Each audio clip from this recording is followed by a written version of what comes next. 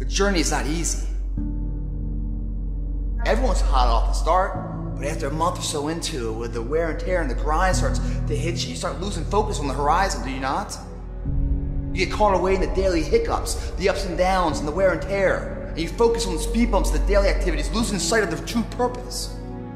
Most of you won't be successful because when you're studying and you get tired, you quit. Don't cry to give up, cry to keep going. Don't cry to quit. You already in pain, you already hurt, get a reward from it. The difference between a winner and a loser, the failure's there every single time. It's just the winner gets back up and does it again, and does it again, until it goes his way. I don't care how hard you fall. I don't care if nobody don't believe in you. It only takes you believing in yourself to get this thing done. And listen to me, it ain't failure if you learn from it, baby.